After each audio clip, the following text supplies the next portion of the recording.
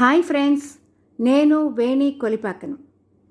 వేణి తరంగాలలో నవరాత్రి స్పెషల్గా నేను రాసి అమ్మవారికి అలంకరిస్తున్న నవరత్న కవితా మాలిక నుండి నేటి కవితను చదవటానికి మీ ముందుకు వచ్చేశాను.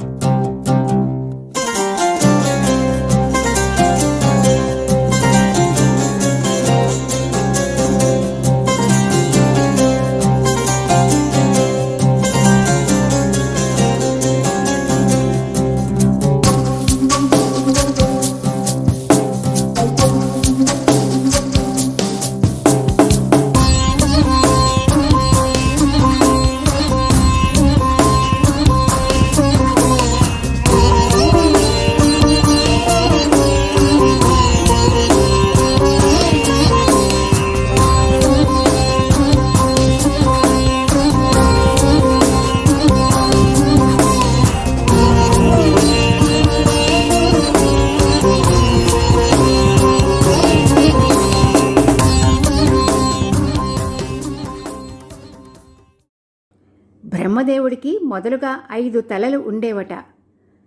ఒకానొక సమయంలో ఆయన అహంకారానికి గురైనప్పుడు శివుడు తన వేలి గోటితో ఒక తలను తుంచేశాడట. అప్పుడు ఆయన భయపడి తన మిగిలిన 4 తలలని కాపాడుకోవటానికి అమ్మవారి 4 చేతులను ఆశ్రయించాడని సౌందర్యలహరిలో శంకరులు అంటారు. అలా ఆ బ్రహ్మకి కూడా ఆశ్రయమైన ఆ చేతులను ఈరోజు స్మరించుకొని పూజించుకుందామా ఈ కవితలో? నీ చేతులే మాకు ఛత్రములు, 4 తలల నలువ నుండి నేలపైనున్న జీవుల వరకు నీ చేతుల కిందనే రక్ష పొందుదురు జననీ జగద్రక్షిణి జగదీశ్వరి. 4 తలల నలువ నుండి నేలపైనున్న జీవుల వరకు నీ చేతుల కిందనే రక్ష పొందుదురు జననీ జగద్రక్షిణి జగదీశ్వరి. అభయహస్తం ఏదని వెతుకులాడుటెందుకు, ఆయుధాలు పట్టిన నీ అరచేతులు చాలు ఆపదలనే అసురులను తరిమివేయుటకు.